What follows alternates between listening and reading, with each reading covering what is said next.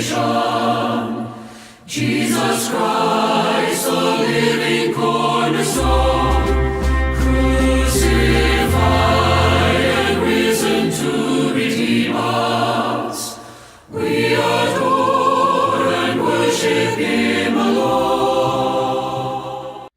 자, 이제 접근을 위한 10가지 방법이 있습니다. 이제 아까 구령 사역자에게 요구되는 사항들과 좀 비슷한 것도 있지만 좀 더 실제적으로 사람들에게 접근하는 방법인데, 먼저 첫째, 진실한 관심을 가지고 구령 대상자를 먼저 생각하라. 구령의 기회를 찾고 기도하며 기회가 오면 즉시 전하라. 결코 좀 더 쉬운 때를 기다리지 말라. 우리가 자꾸 때를 막 내가 생각하면서 기다리고 나중에 하지 뭐 좀 이따가 되면 하지 뭐 지금은 아닌 것 같다 이렇게 생각을 하기 쉬운데요. 이제 제 전에도 이야기했던 경험 중에 하나가 뭐냐면, 제 사촌에게도 제가 복음을 여러 번 전했는데 또 한 번 이틀 전에 사촌에게 복음을 전할까 하다가 다음에 또 하지 뭐 또 만날 건데 하고, 이전에는 같이 살았어요. 학교를 같이 다니고 이렇게 대학교 때 이제 다니다가 제가 나와서 따로 자취를 하게 됐다가 한 번 만났어요. 며칠 전에 만났는데 또 복음을 전하는데 또 싸울 것 같아서 나중에 하자 이렇게 생각했는데 며칠 뒤에 그 사고로 죽었어요. 소식이 비부가 날아왔어요. 저하고 같이 큰 사촌이, 저보다 1살 많은. 얼마나 마음이 아픈지, 복음을 못 전했던 그 사실이 한 번이라도 더 전했었으면 좋았을 건데, 그리고 우리가 나중에 하자라는 이런 것들이 마지막 기회가 될 수 있다는 것을 이제 알게, 특히 가족들과의 관계에서도 알게 되었어요. 사람이 언제 죽을지 모르니까 우리가 좀 더 쉬운 때를 생각하지 말고, 그래서 우리 교회와도 사람들이 전에 우리 왔을 때 그때 한 명 여자 누구였지, 미국에서 왔던 우리 자매님이 데리고 왔던 그 로렌인가요? 예, 로렌도 기분 나쁘지만 어쩔 수 없어요. 왜냐하면 그에게는 마지막 기회일 수 있기 때문에 복음을 전하는 것이 제가 해야 될 의무이고, 우리가 어떤 사람들의 기분을 맞추기 위해서 복음을 전하는 건 아니잖아요. 복음을 듣기 싫어하는 사람도 안 좋아하는 거예요. 자기가 동의를 했어요. 나한테 복음을 듣겠다고 이야기를 하고 동의를 구하고 저는 하거든요. 동의를 구하고 들어왔어요. 근데 나중에 이제 영접하는 문제와 관련해서 이제 제가 했는데 그것들은 그런 점이 부담이 되는 것 같아요. 저도 강요도 안 했고요. 그냥 이야기를 했는데도. 그러나 저는 어떻습니까? 마지막 기회가 될 수 있다고 생각해서 복음을 전하는 겁니다. 자, 그렇게 우리도 마찬가지로 항상 때를 기다리지 말라. 때를 얻든지 못 얻든지 어떻게 하라고 그랬어요? 말씀을 너는 선포하라 그랬어요. 그렇죠? 두 번째로, 깨끗하고 단정한 차림을 하라. 막 시장 가던 그런 몸빼바람으로, 죄송합니다, 이렇게 해가지고 그 복음을 들고 이야기하면 저 어필이 되겠어요? 우리는 몰몬 사람들에게서도 좀 배울 필요가 있어요. 물론 잘 아는 사람들에게 서로 가족적인 분위기에서 만나가지고 편한 데서 뭐 복장을 그렇게 안 갖출 수는 있지만, 우리가 적어도 어떤 사람들에게 접근할 때는 갖추어진 이런 좀 모습을 가지고 가십시오. 이거 보면 몰 먹는 선교사들이 왜 사람들에게 이렇게 어필이 되는지 아십니까? 깨끗하게 입고 오잖아요. 저처럼 이렇게. 저는 농담입니다.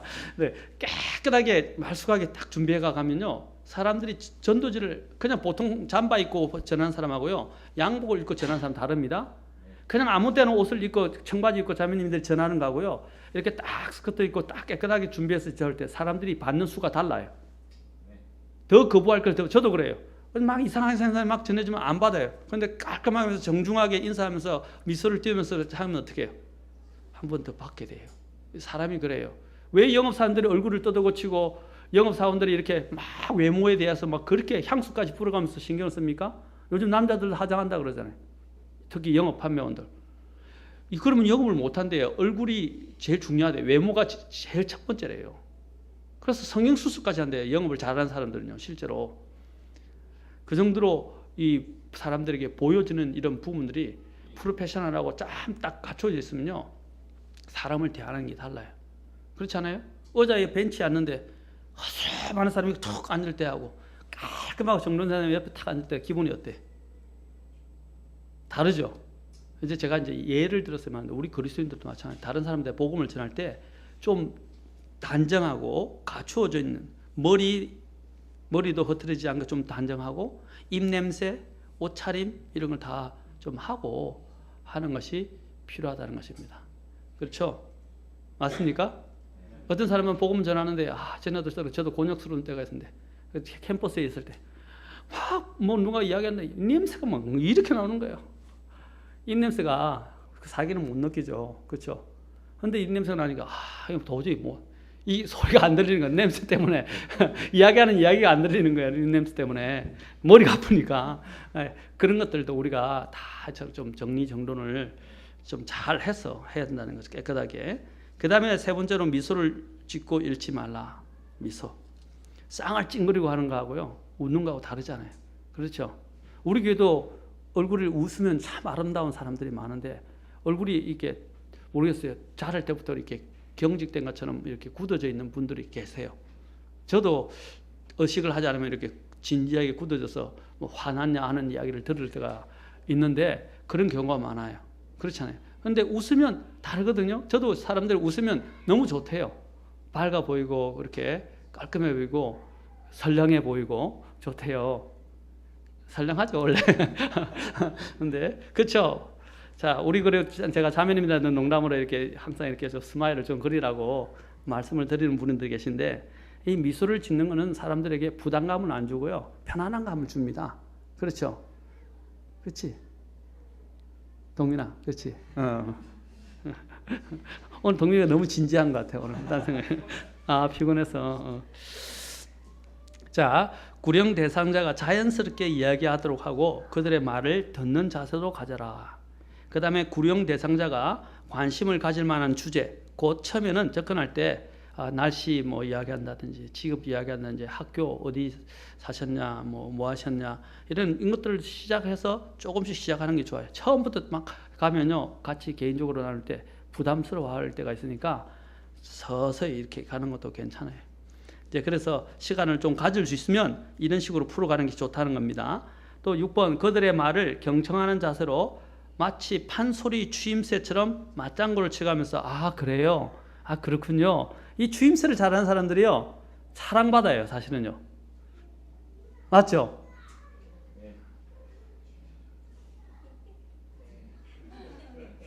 왜 웃으세요? 제가 일부러 추임새라고 이었어요. 이게 추임새 맞죠? 그거 얼씨구 좋다 이렇게 하는 게 추임새 아니에요? 그렇죠? 예, 이렇게 이렇게 화답을 해주면서 반응을 해주는 것이 좋아요. 그러셨어요?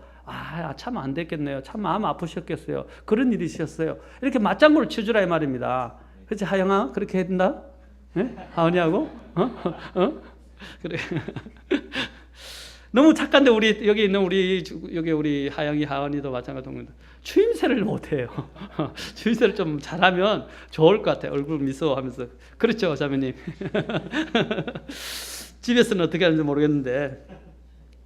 자, 그 다음에 때로는 칭찬도 해주면서 격려하면서 이야기를 나누는 것에 감사를 표현하라. 이야기를 하면서 이 시간을 내줘서 고맙습니다. 바쁘신데 참 이렇게 들어주시니까 좋네요. 이러면서 그러셨어요. 이렇게 하면서 또 7번째 그들이 당신과 당신의 말이 중요하고도 진실하게 느껴지도록 하라. 그냥 형식적으로 전한다는 이런 감정이 아니라 진실하게 그들을 위해서 내가 이렇게 말씀을 전한다 하는 것들을 느낄 수 있도록 하라 이 말입니다. 이건 다 느껴집니다. 또 시작할 때 그들의 이름을 적어놓고 가급적이면 면인데 외운 후에 자주 그들의 이름을 불러주라. 그렇죠? 이름을 이제 불러주는 게 좋아요. 누구씩. 저도 하다 보면 잊어버리는데 적어놔요 옆에. 그러고 하다가 모르면 다시 펴서 읽어보고 하다 보면 외우게 돼요. 왜냐하면 복음을 전할 때 누구시라고 이야기하잖아요. 계속. 자, 그럼 나중에 형제로 바뀌자 자매로 이제 바뀔 수도 있으니까 이름을 자꾸 불러주는 게 좋아요. 그 다음에 동민이는 기억나죠? 내가 김춘수의 꽃 이름 그렇지? 할 때. 자, 제가 이름의 의미를 전에 한번 설교한 적이 있어가지고 그들을 이해하고 그들의 관점에서 보려고 노력하라. 그들을 이해하고 그들의 관점에서 보려고 노력하라. 10번 예의 있고 정중하면서도 따뜻한 말씨로 친절하라. 자, 이 10가지 실천 방법을 여러분이 지금 들을 때는 아는 것 같은데 이걸 자꾸 숙지를 하셔야 돼요. 숙지를 하셔서 내 몸에 배이게 하셔야 돼요.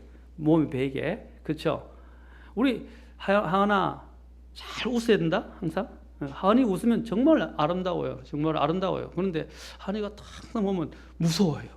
제가 무섭다고 큰일 날 것 같고 옆에 가기가 조금 이렇게 뭔가 화났나 아니면 안 좋나 기분이 안 좋나 이런 느낌이 들으니까 좀 눈치를 살피게 되더라고요. 사람들이 그래. 우리 집 사람이 저한테도 그래요. 당신이 가만히 있으면 사람들이 눈치를 살핀다. 좀 표정 관리하라고 집 사람이 저한테도 이야기를 해요. 저도 모르게 그렇게 되는가 봐요. 그래서 웃으려고 저도 많이 애를 쓰는데도 잘 안 되더라고요. 예. 그게 습관적으로 그걸 바꾸도록 항상 미소가 있도록 해야 될 것 같아요. 그렇죠? 지금 하영이가 이렇게 미소를 띄는 거 좋네. 계속. 자, 여기서 이제 피구령자를 상담하거나 근데 지금만 미소 띄우지 말고 계속 미소 띄워야 돼. 피구령자를 상담하거나 구령할 때 금해야 될 사실이 있습니다. 자, 금해야 될 사실. 자, 첫째, 금해야 될 사실. 자꾸 지방방송을 하시네. 두 분이서. 자, 첫째, 논쟁을 하지 말라. 논쟁은 하지 마십시오. 그의 말에 동의하거나 그의 일방적인 질문에 후에 내가 대답해 주겠습니다. 다 끝나고 난 다음에 해도 안 넣습니다. 좀 조금만 기다려 주십시오. 제가 말씀드리겠습니다. 이렇게 이야기하면서 자꾸 그 질문하는데 휘말려서 질문을 답변하다가 본질을 흐리면 안 돼요. 내가 가고자 하는 그쵸? 목적지에 도달하도록 자꾸 유도를 하고 끊어내고 목적지에 도달하고 난 다음에 설명을 해 주십시오. 그래서 대답해 줄 것을 약속하면서 그들을 안심시키고 주제의 방향에서 벗어나지 않도록 하라. 이걸 이끌어가는 것이 굉장히 중요합니다. 주도력을 쥐고 있어야 돼요. 끌려가면 안 돼요. 많은 분들이 복음을 전하다가 끌려가다가 나중에 복음도 못 전하고 그냥 끝나는 경우가 있어요. 끌려가지 마세요. 그죠? 웬만하면 안 될 것 같으면 나중에 그만두고 두 번째로 싸움을 할 것 같으면 다른 사람들 앞에서 피구령자를 함부로 다룸으로써 그를 부끄럽게 만들지 말라. 우리가 부끄럽게 하기 위한 게 아니잖아요. 그렇죠? 그를 격려하고 또 잘 인도해서 주님께로 데려오는 겁니다. 세 번째, 피구령자가 믿는 종교나 의견을 공공연하게 비난함으로써 그를 수세에 몰리게 하지 말라. 다른 사람의 종교에 막 무조건적으로 막 비판을 가려고 하지 말고요. 우리의 목적은 그리스도를 알기 위해서 그리스도를 돌아오게 하는 겁니다. 그리스도 돌아오면 다 버리게 돼 있어요. 그렇죠? 이제 먼저 막 비판적으로 넘어가려고 하지 말라.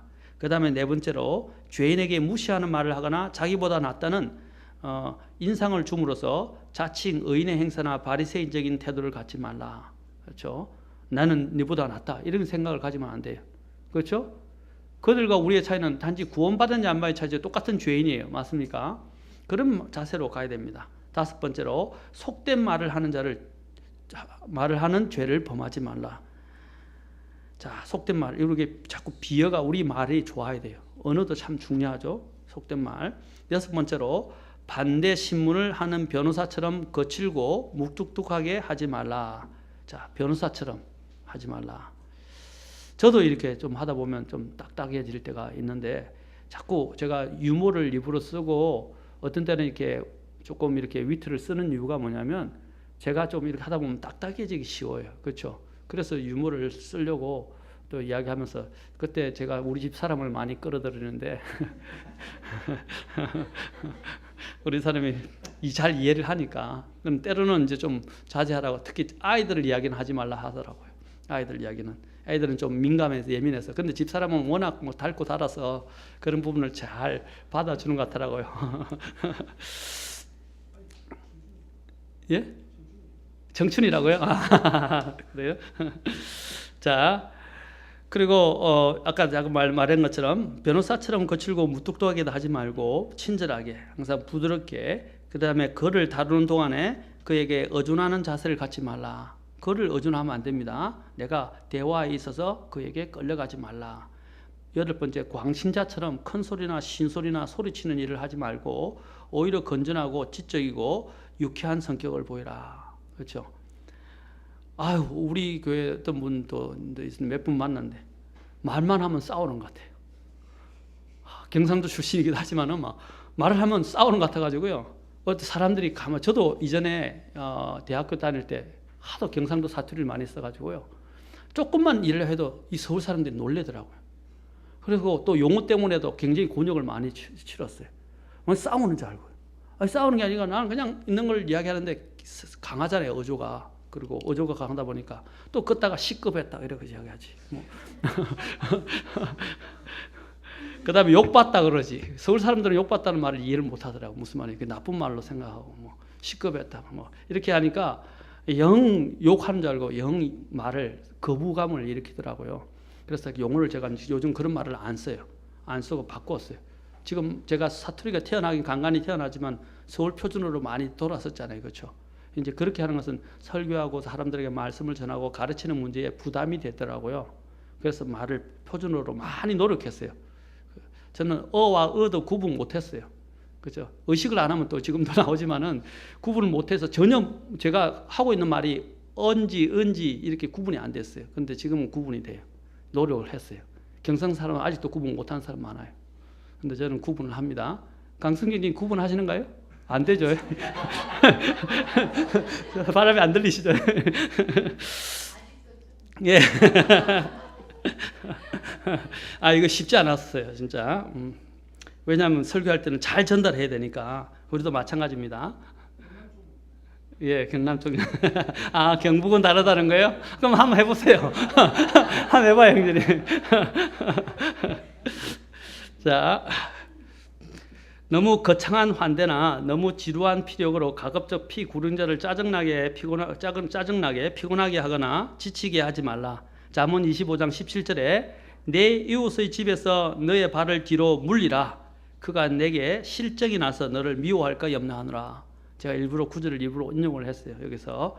그래서 너무 지나치게 막 늘어지면서 사람들을 또 피곤하고 지치게는 하지 말라. 물론 우리가 하다 보면 일이 있을 수 있어요. 그러나 좀 상황을 봐가면서 지혜롭게 하시라 이 말입니다. 기도하시고 10번 서둘지 말고 정숙하게 인도하라. 자꾸 서둘러 그러면 일을 거르치게 되더라고요. 그래서 논쟁이 되게 되고 또 서로 기분이 안 좋게 되는 경우도 있습니다. 그래서 서둘지 말라. 자, 그러면 이제 더 구체적으로 봅시다. 이제 이 부분들을 계속 읽어보세요. 여러분 지금 읽을 때는 이래야 되겠다 생각하지만 나중에 되면 안 했는데 이 갖고 계시다가 특히 잘 계속 읽어보시면서 이런 자세를 가져야 된다는 걸 기도로 하세요. 기도를 가지고 이제 기도를 하시면서 바꾸십시오. 영혼 구령자의 기본적인 5가지 메시지가 있어요. 자, 굉장히 중요한 부분인데 이제 피구령자는 자기가 잃어버린 죄인임을 알아야 한다. 여러분 성경 구절을 좀 적어 놓으세요. 로마서 3장 10절, 3장 23절, 요한일서 1장 8절. 자, 만일 우리가 죄가 없다고 우리가 말하면 우리가 우리 자신을 속이며 또 진리가 우리 속에 있지 아니하니라 이 말이에요. 그 다음에 로마 3장 23절은 모든 사람이 죄를 지어 하나님의 영광에 이르지 못하더니 13장 10절은 어려운 자는 없나니 단 한 사람도 없으며 사람들이 이 죄인임을 인식해서 이 구절들을 보여줘야 돼요.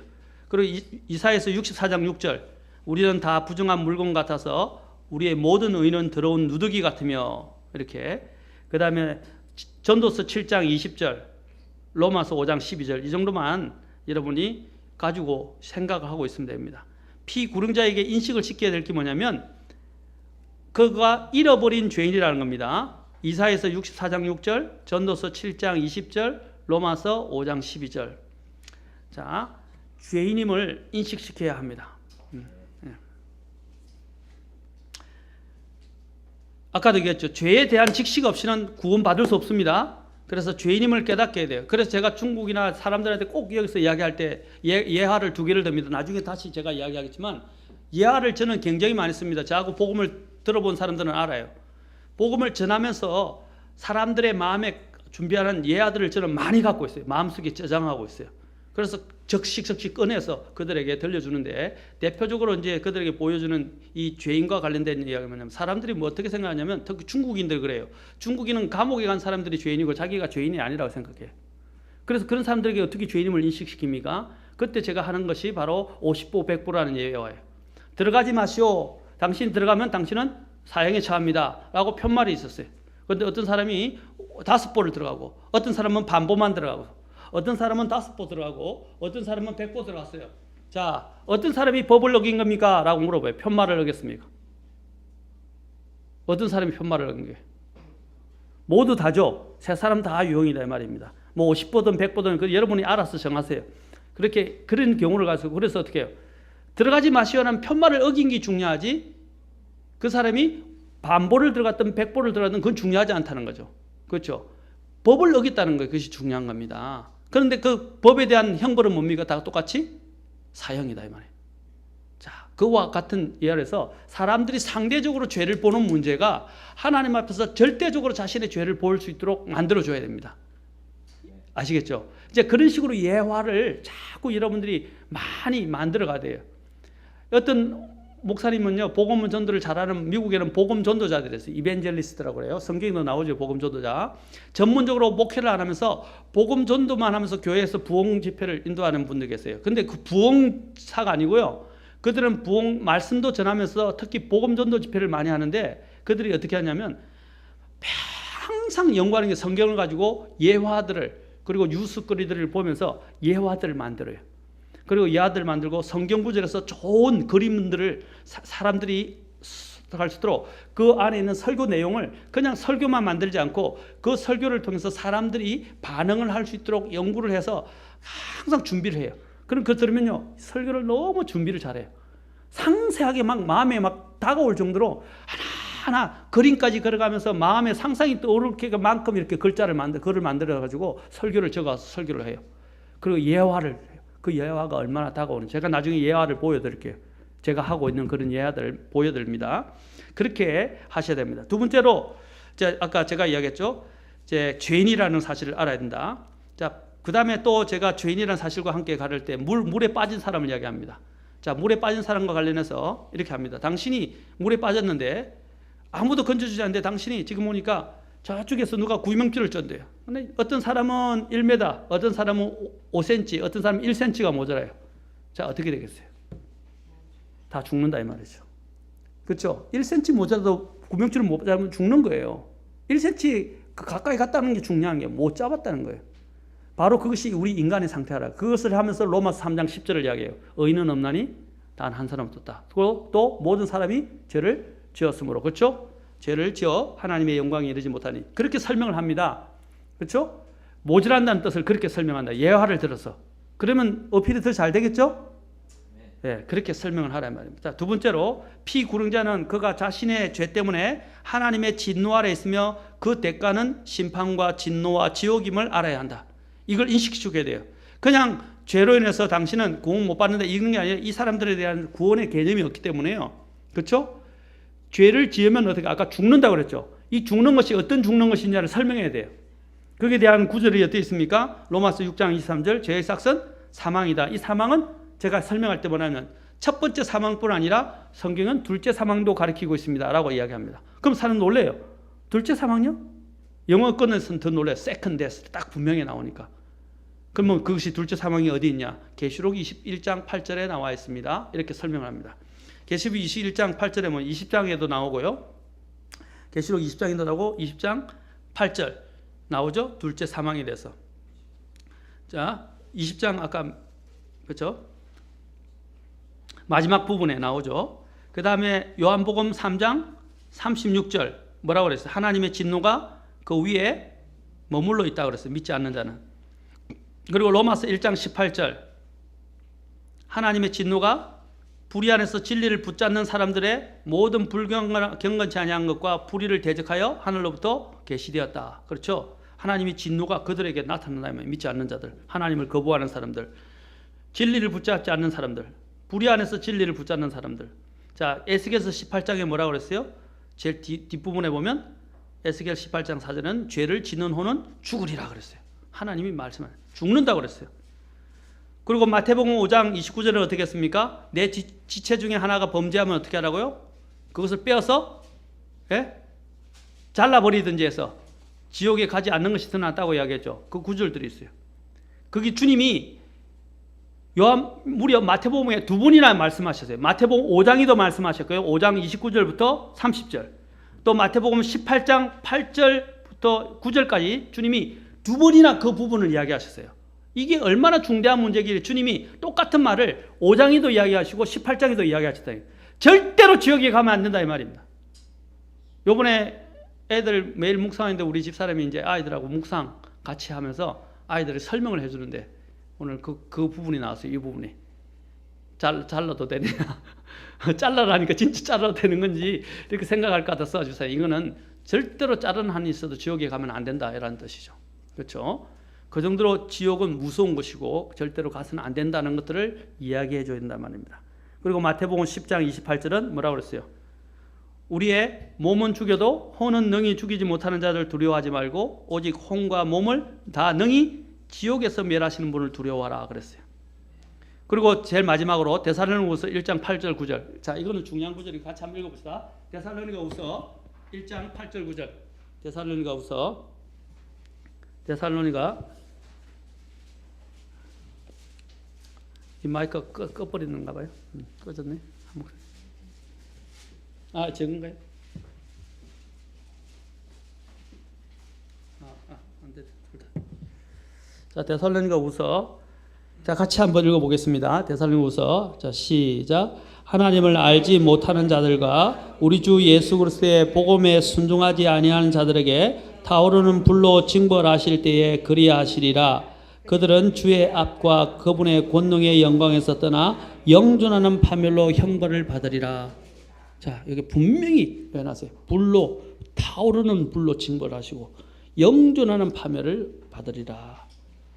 자, 그 다음에 또 히브리서 9장 27절에는 뭐라고 됐어요? 한 번 죽는 것은 사람에게 정해진 것이고 그 뒤에는 심판. 이런 구절들은 꼭 외우셔야 돼요. 히브리서 9장 27절.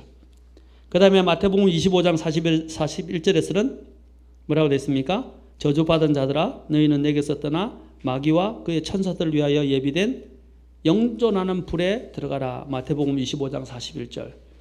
여러분 이런 구절들은 오늘만 적지 말고요. 적어서 여러분 것으로 대부분 다는 아니더라도 중요한 제가 이야기한 부분들은 만드셔야 돼요. 베드로후서 2장 4절. 여기 보면 천사들까지도 어떻게 지옥에 던져서 아끼지 아니하시고 심판 때까지 예비해 두셨다는 말이 나와요. 베드로후서 2장 4절. 자, 계시록 아까 20장 14절 15절에는 아까 불호수에 던져지는 것. 누구든지 생명책에 기록된 것으로 드러나지 않는 자는 불호수에 던져졌더라. 이것이 둘째 사망이라고 성경에서 이야기하죠. 자, 계시록 20장. 자, 세 번째. 이제 피구령자는 자기 자신이 구원받을 수 없다는 것을 스스로 구원받을 수 없다는 것을 알아야 합니다. 내 힘으로. 그래서 자, 우리가 잘 아는 에베소서 2장 8, 9절. 은혜로 믿음을 통해 은혜로 구원받았고 누구도 자랑할 수 없다. 그렇죠? 하나님의 선물이다. 로마서 3장 20절.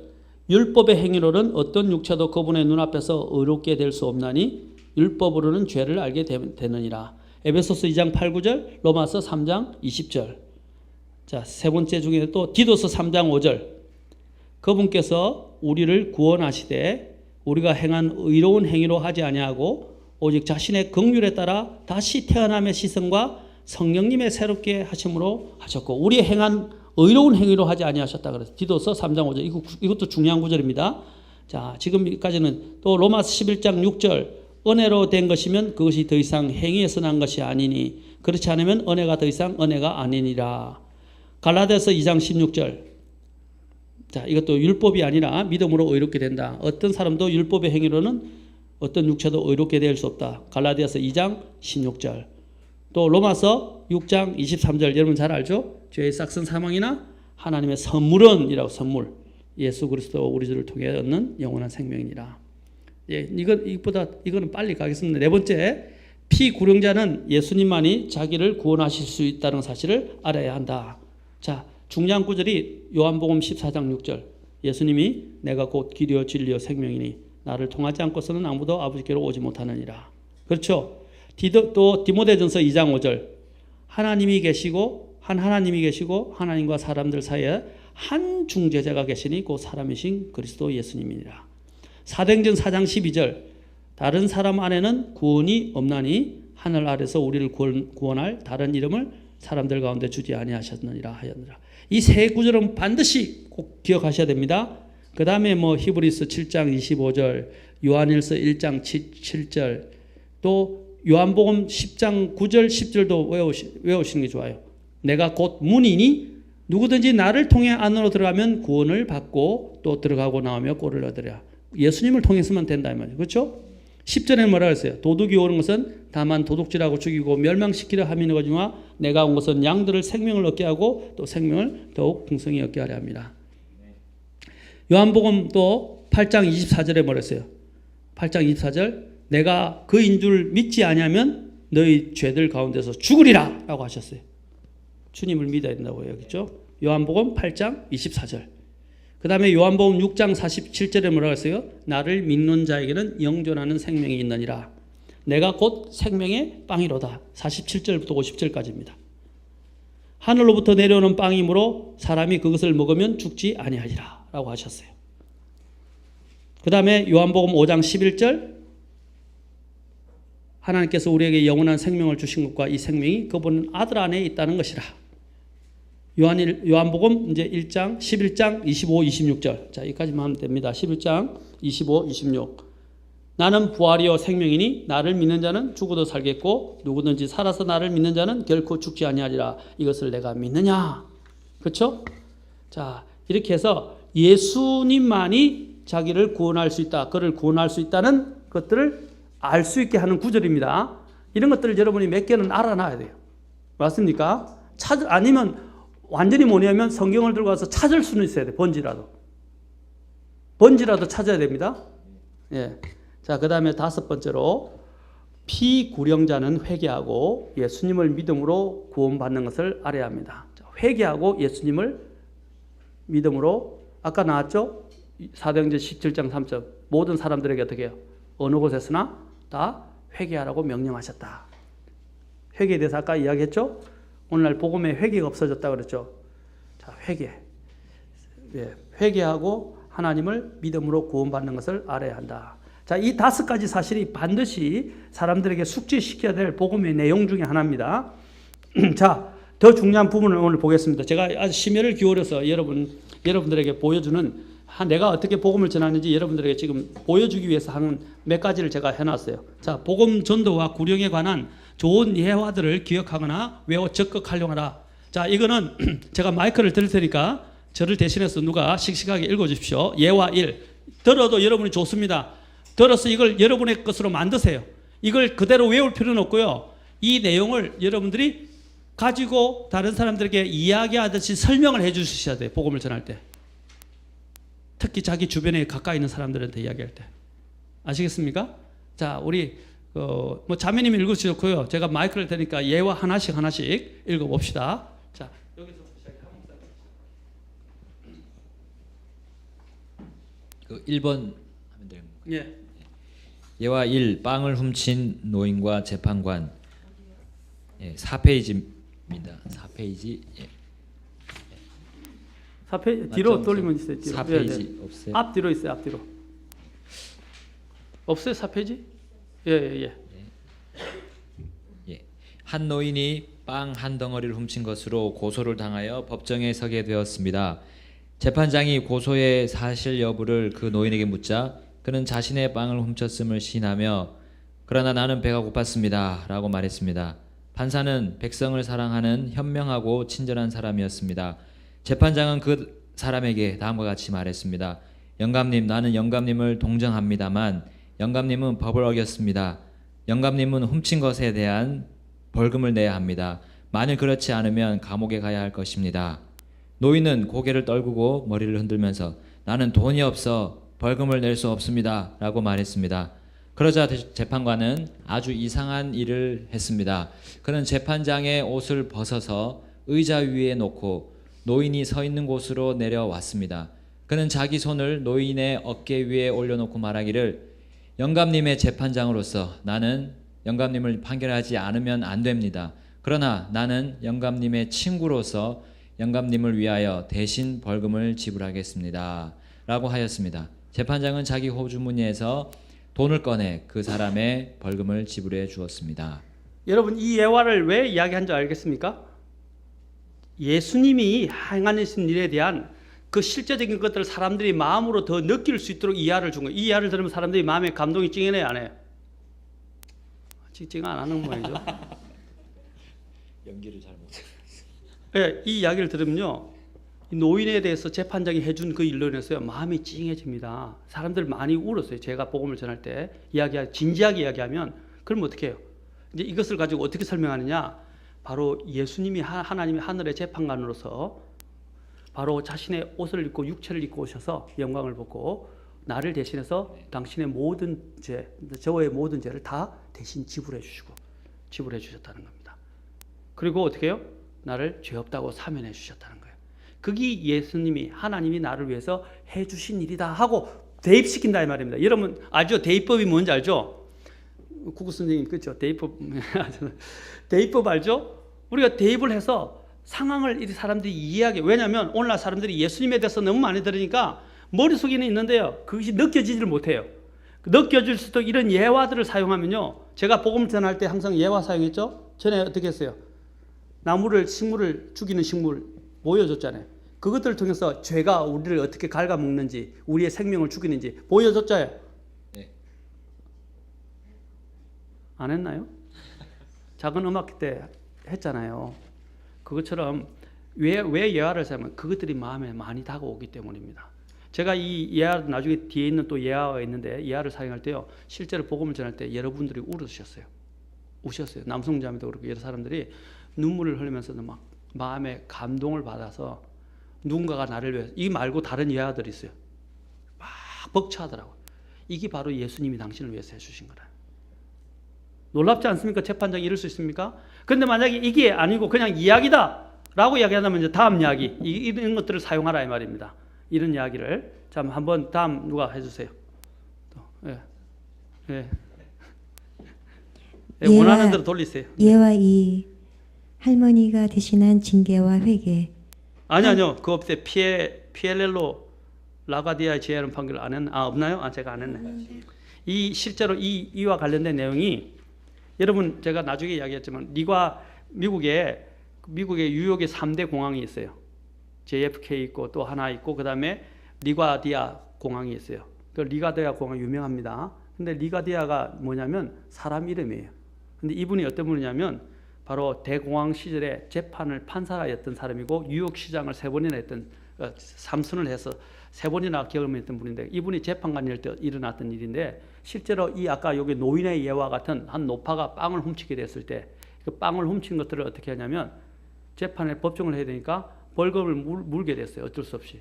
땅을 훔친 거는 첫 번째 일어났던 사건이었기 때문에, 그래서 어떻게 하냐면 자기가 돈을 내가지고요, 벌금을 다 물게 하고 다른 사람들한테도 딱 돌려가지고 돈을 거출했어요. 당신들도 책임이 있다면서 다 거출을 해가지고 어떻게 했냐면 그 벌금이 왔는데 훨씬 넘었었어요. 그 $10 벌금을 그래서 모아둔에서 $10 벌금을 내게 하고 나머지 $47를 그 노인한테 줘버렸어요. 그래서 그러면서 사람들에게 감명을 줘서 이 사람이 굉장히 유명한 재판관으로 지금도 알려져서 그 사람의 이름을 따서 뉴욕 리가다이라는 공항 이름으로 붙여지게 됐어요. 나중에 여러분 찾아보면 나옵니다. 뉴욕 공항에 관련된 부분들은 리가디아 찾으면 됩니다. 피올렐리 리가디아.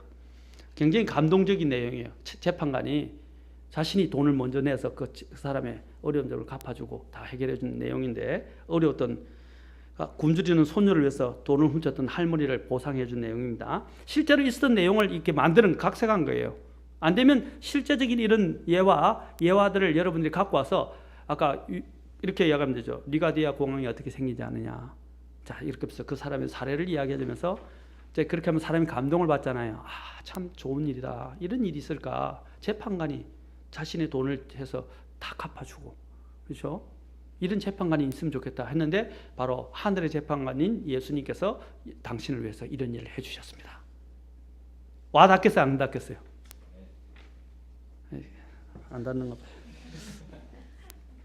그래서 이렇게 합니다. 나는 법을 어기고 벌금을 지불할 수밖에 없던 이런 노인의 처지와 같습니다. 그러나 나는 거룩하신 하나님의 법을 어기으므로 마땅히 벌을 받아 마땅한데, 아들 하나님께서, 예수님께서 재판장의 옷을 벗어놓으시고 우리의 죄값을 지불하기 위해서 이 세상에 오셨습니다 라고 이야기하는 거예요. 더 잘 다가오겠죠? 예. 그 다음에 두 번째, 예와 이 해주십시오, 자매님. 예와 이 할머니가 대신한 징계와 회개. 한 그리스도인이 소년 시절 그가 어떻게 절도죄를 회개했는가를 다음과 같이 이야기했습니다. 저는 할머니 손에서 자랐습니다. 할머니는 신실한 그리스도인이셨고 저를 몹시 사랑하셨습니다. 또 저도 할머니를 매우 따랐습니다. 그러나 어렸을 때 저는 도둑질하는 못된 습관이 있었습니다. 저희 집은 가난하였으므로 남의 것을 더욱 탐하였습니다. 할머니께서는 제가 도둑질하는 것에 대하여 벌을 주셨지만 제 도벽은 고쳐지질 않았습니다. 좋은 것을 보면 그것을 훔치는 버릇은 여전했습니다. 어느 날 할머니께서 저를 부르셨습니다. 얘야, 내가 도둑질하는 것을 혼내주었지만 너는 도무지 달라지지가 않는구나. 나는 너무 너를 사랑하므로 이런 일을 계속하도록 그냥 내버려 둘 수가 없구나.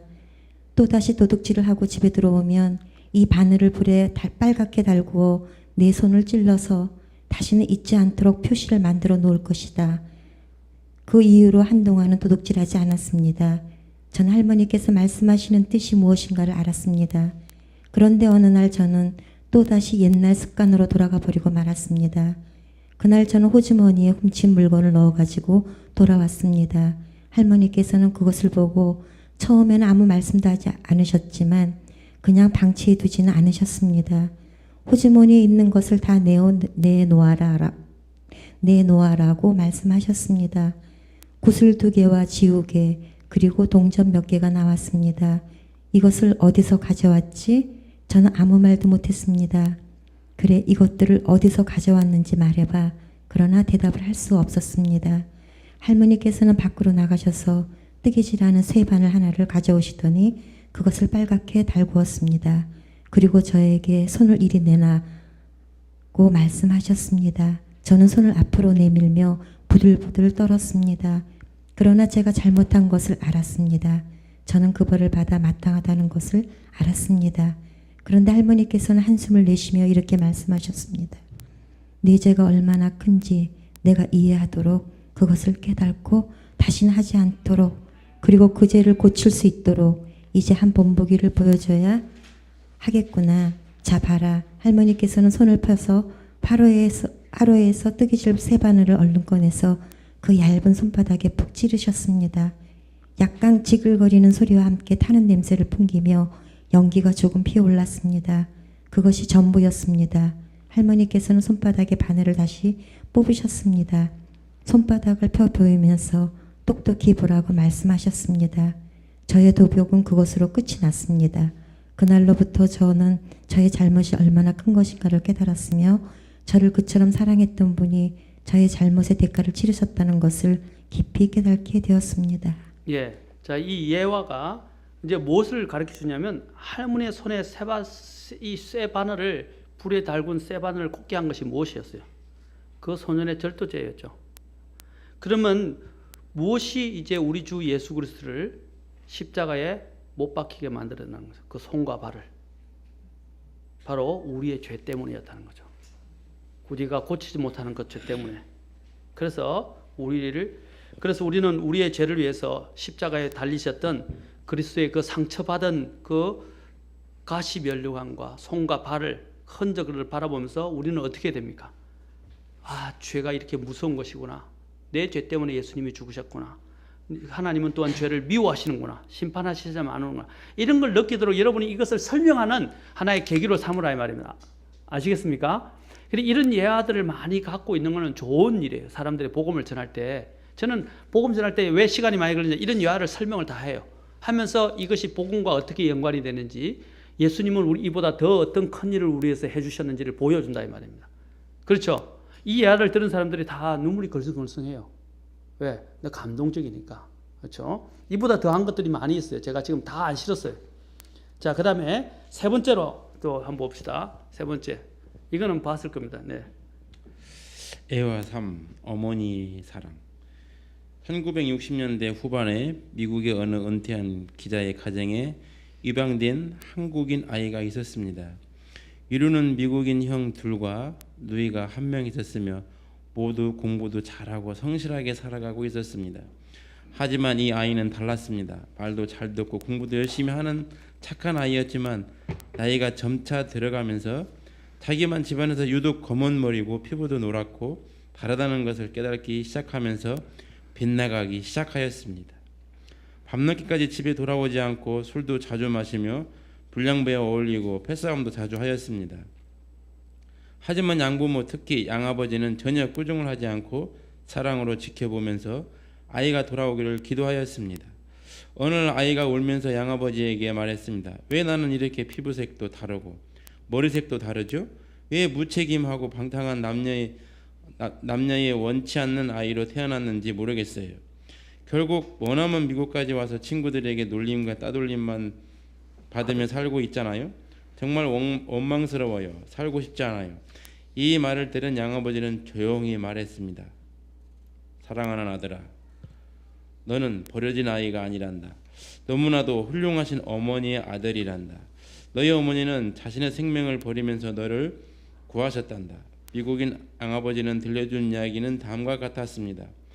한국 동란 당시에 종군 기지로 근무하던 양아버지는 일사후퇴 때에 차를 타고 서울을 떠나 대전으로 후퇴하던 중이었습니다. 아무 말 없이 살이 에일 듯한 칼바람을 뚫고 가는데 갑자기 옆에 타고 있던 운전병이 저게 뭐지? 하면서 차를 세웠습니다. 길가에는 거의 옷을 벗은 여인의 시체가 쓰러져 있었습니다.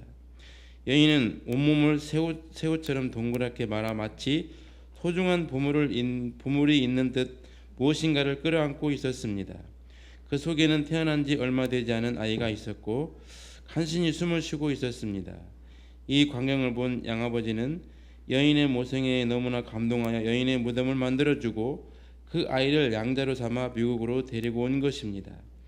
이 이야기를 들은 아이는 아무 말도 하지 않고 조용히 앉아 있다가 방으로 들어갔습니다. 그날 이후로 아이는 달라졌습니다. 열심히 공부하여 의과대학을 졸업하고 흉부외과 의사가 되어 군의관으로 한국 근무를 자원하여 한국으로 왔습니다. 추운 겨울날 한국에 온 그는 양아버지에게 들은 어머니의 무덤을 찾아갔습니다. 그리고 어머니의 무덤 앞에 옷을 벗고 밤새도록 꿇어앉아 울면서 이렇게 속삭였습니다. 어머니, 그날은 이보다 더 추우셨지요? 어머니. 예, 이 예화가 전에 제가 이 복음 전할 때 이야기했죠. 들을수록 이 마음을 애어게 하는 참 놀라운 이야기, 사랑에 대한 얘기인데, 이제 이것을 통해서 우리가 예수님께서 우리를 위해서 이렇게 하셨다는 사실들을 어떻게 합니까? 또 접목시켜서 이야기하는 것이에요. 예수님이 얼마나 고통스러웠을까? 얼마나 아프셨는가? 그래서 거기서 하나 누가 찬송을 했죠. 얼마나 아프실까? 하나님의 마음은. 그렇죠? 아들 독생자를 아끼지 않고 십자가 주실 때 얼마나 아프셨을까? 그렇죠? 그렇게 하면서 그런 나온 것처럼 주님이 얼마나 우리를 위해서 큰 희생을 치르시고 얼마나 고통을 겪으셨는가? 그게 이제 그런 부분으로 대입을 하라 이 말입니다. 그렇죠? 이 예화를 제가 들려줄 때도 많이 울으셨어요. 많은 사람들이 울기도 하면서 감명을 받고 그러면서 어떻게 하냐면 뭘 느끼냐면 예수님을 더 마음으로 더 잘 받아들이더라고요. 제가 해보니까 그냥 딱딱하게 막 성경만 하면 물론 하나님의 능력이 있지만 이런 실제적인 상황을 사람들이 피부로 느낄 정도로 오니까 막 감동을 받으면서 그 예수님의 사랑을 더 깊이 있게 느끼기 시작한 거예요. 그러니까 어떻게 해요? 주님을 더 잘 영접하더라고요. 이런 예화들이 저한테 몇 수십 가지 저 안에 있어요. 이걸 여러분이 그대로 다 외우지 마시고요. 어떻게 하면 되겠어요? 여러분의 말로 각색해서 하라. 각색해서 설명해 주라 말이에요. 이걸 못 외우죠. 이거 외울 수 있습니까? 예? 연극 대사도 아니고 그렇죠? 그렇죠? 자, 연극인도 아니고 각색하라 말이에요. 머리에 이 내용을 여러 번 읽어서 숙지를 시킨 다음에 각색해서 설명을 해 주세요. 그럼 됩니다. 자, 그 다음에 마지막으로 또 히로시마 경고도 작은 음악회에서 봤죠? 히로시마에서.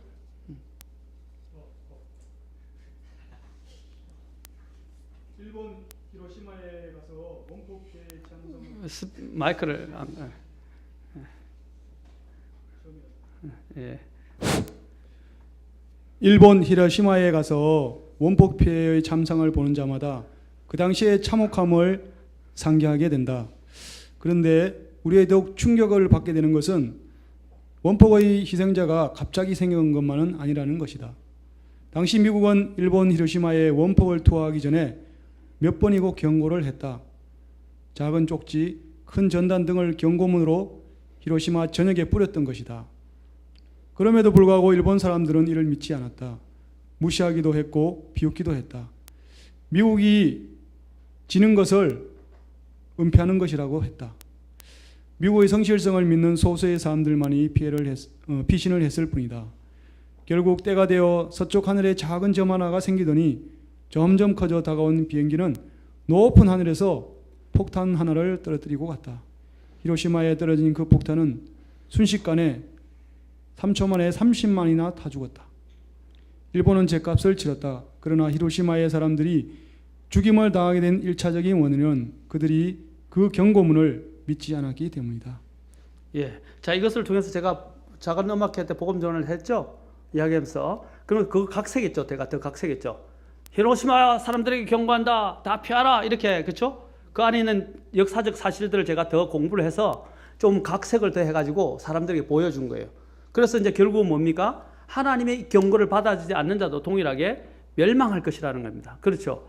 이런 식으로 여러분이 이런 사람들에게 잘 어필될 수 있는 예화들을 신문이나 이런 다른 자료집에서 여러분들이 칼럼을 해서 여러분들을 만들어서 복음을 자연스럽게 나누게 될 때 시간을 갖고 충분히 갖고 시간을 하게 될 때 이 복음을 전하는 과정 가운데 중간중간에 이걸 가지고 설명해 주면요. 사람들이 마음이 달라져요. 그 느껴요. 그리고 마음의 감동을 받고 굉장히 마음이 짱하고 오랜 동안 영혼이 가요. 이렇게 복음을 전하면 이 잔상이 오래 가겠어요, 안 가겠어요? 감동을 받았으니까. 오래 가요. 그래서 남승자매하고 그 수요일날 성경 공부했었는데 남승자매 내가 오늘 요번에도 이야기하면서 구원받을 때 제가 이런 이야기했던 걸 기억납니까? 하니까 기억난대. 제가 이야기했던 걸 한 가지 또 다시 했거든요. 김연재 자매님에게 알려주려고. 근데 설명을 하니까 생각난다는 거예요. 왜냐면 그 잔상이 마음에 남았었으니까. 그렇죠? 왜냐면 남승재 자매 같은 경우는 워낙 막 종교적으로 끌려다니면서 막 억압당하면서 신앙생활을 해서 무조건적으로 거부하려는 성향이 많았었어요. 그렇죠? 그런데 이제 그런 예화를 들으니까 마음에 감동이 오는 거예요. 근데 그 굳었던 마음이 부드러워지면서 주님을 영접하게 된 겁니다. 그렇죠? 우리 여기 또 여기 동문님 말고 누구야? 현식이도 논리 장년했거든요. 논리 중인데 현식이는 또 현식이 나름대로 이런 예화도 들려줬지만 그보다 더 좋은 예화가 어떤 거냐면 이제 현식의 논리에 대해서 하나님이 어떻게 하는가 양심부터 시작해서 착착착착 논리적으로 이야기하니까 걔가 논리 앞에 꺾였어요. 그럼 뭐라 하는지 아십니까? 나도 굉장히 논리적으로 하나님을 거부했는데 이 성경에 쭉 이렇게 목사님이 전해준 논리를 보니까 자기가 잘못 알았다 하면서 그러면서 거부했는데 내가 왜 거부했는지 모르겠어. 주님을 영접하셨어요. 그렇죠? 사람마다 다루는 경우가 다 다르지만 여러분들이 왜 책을 많이 읽어야 하냐? 책을 많이 읽거나 특히 복음 전도와 관련된 이런 예화들을 많이 알아야 하냐면요. 이것들이 사람들에게 효과적으로 그게 맞게 적절하게 끄집어내서 사람들에게 다가가서 복음을 전할 수 있는 도구로 활용되기 때문에 제가 지금 보이는 것은 일례에 불과합니다.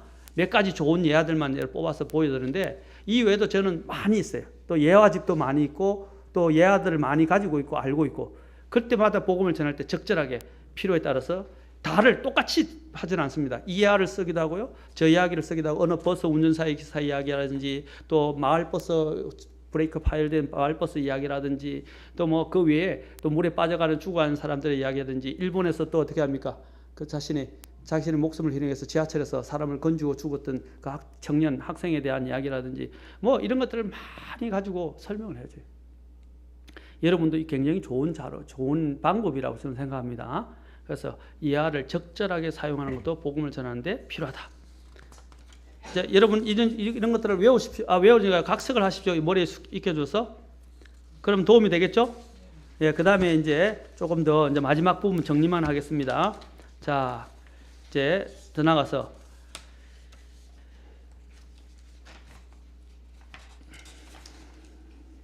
그 다음에 4가지 변명들과 간단한 대처.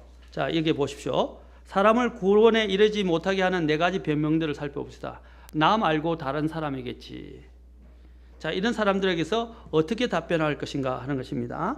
자, 하나님이 요한복음 3장 16절을 읽고 이렇게 하는데 하나님이 세상을 이처럼 사랑하시서라고 이야기할 때 이것이 세상이 아니고 이 세상 안에는 당신도 포함되어 있습니다라는 것을 가르치셔요. 제가 미국에서도 복음을 저는 설교를 했는데 설교할 때 두 사람이 앞으로 나와서 주님을 영접했어요. 그리고 제가 브루스 라스코 목사님 가서 그 교회 가서도 영어로 설교를 했는데 그 중에서도 한 사람이 주님 앞에 나왔어요. 왜 그런지 아십니까? 복음을 수도 없이 들어 교회를 다녔어요. 그런데 그 사람들이 왜 나오냐면 제가 하면서 하나님과 개인적인 관계를 갖지 않으면 당신이 들었던 모든 건 소용없다고 그랬어요.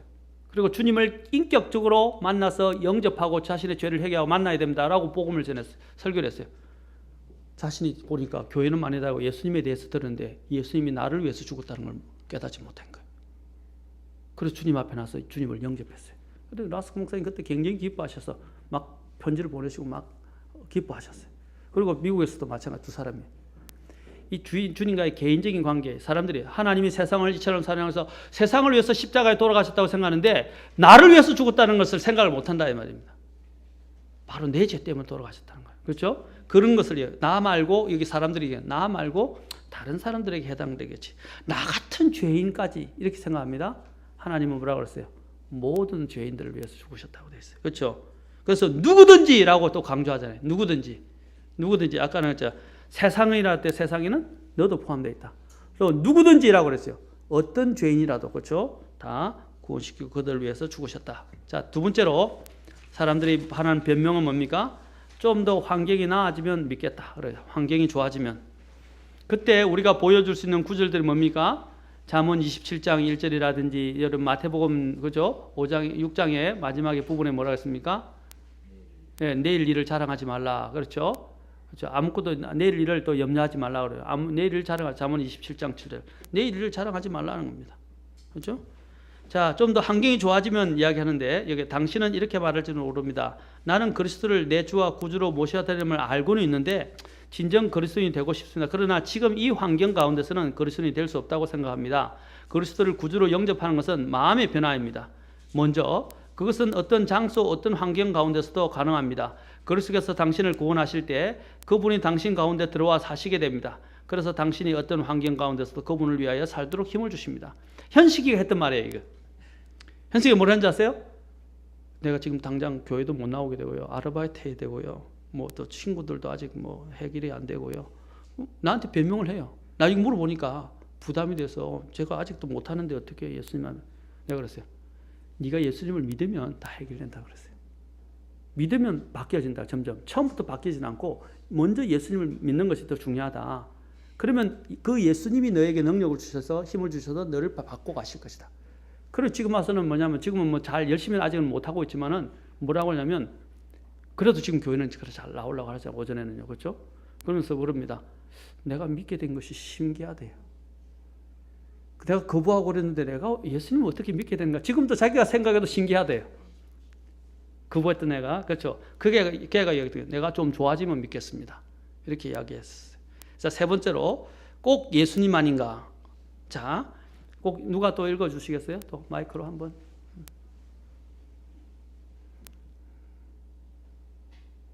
예수님만인가? 하나님께서 그리스도 안에서 놀라운 사랑을 예비하시고 모든 사람들에게 거저주셨는데 왜 사람들이 그것을 듣지 않고 또 영접하지 않는가는 참으로 이해되지 않는 부분입니다. 하나님의 영생의 선물을 받지 못하도록 하는 것이 무엇입니까? 그것은 자존심입니다. 예수님께서는 당시의 종교 지도자들에게 이렇게 말씀하셨습니다. 그러나 너희는 생명을 얻기 위해 내게 오기를 원치 아니하는도다. 요한복음 5장 40절 말씀. 구원을 얻기 위하여 주님께 나오는 것은 겸손한 행위입니다. 거기에는 자존심이 버틸 여지가 없습니다. 우리는 주 앞에서 우리의 죄와 무능력을 고백해야 합니다. 우리는 주여 저를 불쌍히 여기사 저를 구원해 주옵소서라고 말해야 합니다. 그런데도 사람들은 이런 방식으로 주님께 나오려 하지 않고 다른 방법을 모색하려 합니다. 그러나 다른 길은 없습니다. 주님께서는 이렇게 말씀하셨습니다. 예수님께서 그에게 이르시되 내가 곧 길이요 진리요 생명이니 나를 통하지 않고는 아무도 아버지께 오지 못하느니라. 요한복음 14장 6절 말씀. 예, 제가 아까 5가지 메시지 내용 중에서 이야기했죠. 요한복음 3장 16절, 요한복음 3장 16절, 요한복음 14장 6절, 사도행전 4장 12절, 또 디모데전서 2장 5절 이런 거 보여드렸죠. 2장 4절 그렇죠? 예? 예수님 외에는 길이 없다는 것들은 구절들을 알고 있어야 돼요. 그래서 보여주셔야 됩니다. 그리고 설명하셔야 돼요. 그렇죠? 왜냐하면 성경이 모든 것의 확정이잖아요. 그래서 그것을 펴서 보여주려 그래서 외우라고 한 거예요. 제가 그런 것들은 아까 중요하다고 여기 요한복음 16장 그 요한복음 14장 6절을 말씀했잖아요. 꼭 예수님 외에는 길이 없다고. 자, 그래서 성경이 여러분이 그 사람들 설득하려 하지 말고 성경을 보여주세요. 성경을 보여주세요. 네 번째로 또 다른 분 해주시겠습니까? 한 목사님이 뒤로 안 넘기고 열로 넘기는 거는 이쪽에 있는 분들이 다 하게 됐네. 박 시장님 왜 아름다운 목소리를 안 하시고?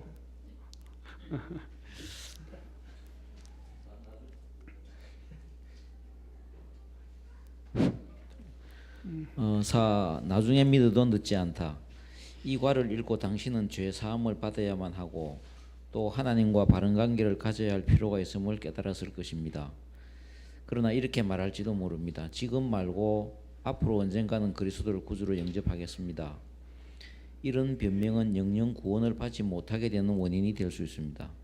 이런 식으로 회피하다가 지옥에 떨어진 사람이 얼마나 많은지 모릅니다. 형제 죄송합니다. 바로 이 다음에 이제 제가 이야기한 히로시마 아까 경고, 그렇죠? 그걸 예화로 들려드리면 돼요. 이런 경우. 자, 하십시오. 계속. 그들은 미래의 어느 때에 구원에 응답하려 했지만 그들이 그렇게 하고자 할 때는 이미 너무 늦게 됩니다. 성경은 말합니다. 너는 내일 일을 자랑하지 말라. 하루 동안에 무슨 일이 일어날지 내가 알지 못하느니라. 잠언 27장 1절. 그러므로 그리스도를 영접해야 할지 말아야 할지 지금 마음을 정하고 있는 중입니다. 라고 말하는 사람은 지금 자기가 인생에서 가장 중요한 결단에 대하여 말하고 있음을 인식하지 못하는 사람입니다. 예수님을 주와 구주로 영접하는 결정은 인생에서 가장 중요한 결정입니다. 왜냐하면 이 결정이야말로 그 사람의 영원한 운명을 결정짓기 때문입니다. 어떤 사람들은 구원을 받고자 노력하는 중인데 주님 앞에 나오기 전에 어떤 죄를 해결하고 싶다고 말합니다. 이런 말은 중병에 걸린 사람이 저는 의사에게 가야 할 줄 알고 있습니다. 그런데 가기 전에 좀 낫기를 기다립니다. 라고 말하는 사람과 똑같습니다. 그러나 예수님께서는 바로 지금 나오라고 말씀하십니다. 예수님께서는 우리를 죄에서 건져 주실 수 있으며 또 죄의 근세에서 해방시켜 주실 수 있습니다. 그분은 능력 있는 구원자이십니다. 성경은 우리에게 지금 나오라고 말합니다. 계속해요. 네. 고린도서 6장 2절. 그분께서 이르시되 받아주는 때에 내가 내 말을 들었고 구원의 날에 내가 너를 구조하였노라 하시나니 보라 지금이 받아주는 때요 보라 지금이 구원의 날이로다. 히브리서 3장 15절. 주께서 이르시되 오늘 너희가 그분의 음성을 듣거든 경노하게 하던 때에 한 것 같이 너희 마음을 강팍하게 하지 말라 하셨으니. 여기서 강조하는 게 뭡니까? 오늘이라는 그것을 보여줘야 된다. 오늘 그의 그분의 음성을 이런 것들을 강조하면서 이런 사람들에게 보여주면 돼요. 보여주면서 하나님이 뭐라고 말씀하시는가? 지금이다 이 말이죠. 만일 하나님이 당신의 마음을 향하여 말씀하고 계시면 지금 즉시 예수님께 나오십시오. 그분께 이렇게 말씀드리십시오. 자 이제 이거는 기도하는 인도하는 방법이니까 이까지만 이제 시간상 이까지만 여러분들이 이 기도하는 방법을 제가 쭉 적어놨거든요. 이런 방식으로 여러분들이 기도를 인도해 주세요. 제가 당신이 기도하시겠으면 하면 되게 다 못한다고 그래요. 잘 아직도. 그러면 제가 할 테니까 또박또박 하십시오 하고 따라하게 하고 그 다음에 제가 물어봅니다. 진실로 이렇게 기도하셨습니까? 영접하셨습니까? 그러면 이제 예라고 그래요. 그러면 정말 당신이 영접했다면 저는 당신 영접했으면 축하합니다. 일 안 합니다. 영접을 했다면 정말 당신은 하나님의 약속대로 구원받고 죄가 용서받은 사람입니다. 그러면서 성경을 다시 펴서 확인을 시켜줘요. 그렇죠? 그렇게 해서 스스로 확인하도록 만들어주고 도와주는 것이 이제 우리가 해야 할 일입니다. 아멘. 우리가 그 사람 보고 막 당신 구원받습니다. 좋습니다. 막 이렇게 확정하지 마시고요. 그것쯤은 자신의 입으로 내가 정말 영접을 했고 정말 이렇게 했습니다. 그래서 내가 물어봅니다. 당신 정말 구원받은 확신이 있고 지금 죽어도 천국 갈 수 있는 확신이 있습니까? 물어봅니다. 그러면 이제 있습니다. 지금 당장입니까? 그러니까 예. 그러면 집으로는 이제 그때서야 당신이 정말로 그렇게 영접했고 확신에 있게 이야기한다면 당신은 하나님의 약속에 따라 구원받은 사람입니다. 이제 이렇게 이야기합니다. 이해하시겠죠? 스스로 이야기하게끔 유도하고 만들어주고 이런 제가 지금 이런 상황들을 설정한 이유가 뭐냐? 이런 상황들에 대해서 구절들을 줬잖아요. 여러분들이 오면 막 이런 질문하면 당황해요. 막 어떻게 하고 뭘 어떻게 답변해야 할지. 제가 이 구절을 준 이유가 뭐냐면 여러분들이 이 구절들을 갖고 이런 일에 대해서는 이렇게 답변할 수 있도록 하기 위해서 구절들을 근거를 준 겁니다. 보여주라 이 말입니다. 당황하지 마시고요. 그러려면 어떻게 해야 된다고요? 준비하고 있으셔야 돼요. 아까 얘기했죠. 적어도 이 구절을 암송을 못한다면 어떻게 해야 돼요? 암송을 못하면 구절 주소와 함께 그 구절의 내용이 뭔지는 알고 있어야 돼요. 그래서 펼쳐서 보여줄 수는 있어야 됩니다. 그렇죠? 막 찾는데 어디더라? 이거 뭐 몇 장 차를 기억하고 막 당황해가지고 막 이렇게 하면 어떻게 해요? 저 사람 지루하고 그냥 짜증나요. 근데 딱 빨리빨리 펴서 탁탁탁 아까 하이라이트 쳐라지 하이라이트 쳐서 이런 상황이 돼서 적절하게 성경을 통해서 보여줄 수 있는 이런 준비가 되셔야 됩니다. 제가 지금 오늘 실제적인 건데 원래 더 실제적인 부분이 한 가지가 더 있는데 이제 저는 다음에 노크하는 방법이라든지 이제 이런 뭐 대사람들에게 노크하고 소개하고 이렇게 하는 방법을 OA를 해서 5가지 A 해서 제가 해놨어요. 질문하는 방법, 답변하는 방법 이런 것도 1단계로 해놨는데 재미없습니까? 자, 여러분 오늘 이거 들은 거 이거 그냥 예사롭게 만든 건 아닙니다. 이거 가지고 갖고 와서 숙지를 하시고 여러분들 걸로 만드시고 적어도 여기 있는 성경 구절을 가지고 어떻게 합니까? 구절들을 다는 외우지 못하더라도 중요한 거는 외우더라도요. 다는 외우지 못하더라도 어떻게 하라? 주소하고 그 내용만은 익혀놔서 언제든지 펼쳐서 사람들에게 적절할 때 대화마다 사람이 다 다르잖아요. 할 때 적절하게 보여줘서 읽을 수 있는 그런 사람이 되기를 바랍니다. 그렇게 해야 여러분들이 구령자가 될 수 있어요. 자, 여러분 오늘 제일 중요한 구령의 중요성과 특히 사명, 지상상명과 책임에 대해서 배웠고 그 다음에 또 접근한 방법과 태도에 대해서 우리가 또 예화를 사용하는 방법에 대해서 제가 우리 살펴봤는데 여러분이 이것을 통해서 좋은 구령자가 올해는 좀 많이들 나오시고 또 교회가 더 강성해졌으면 좋겠습니다. 질문 없으면 오늘 여기서 이거로 오늘 여기까지만 하고 마치겠습니다.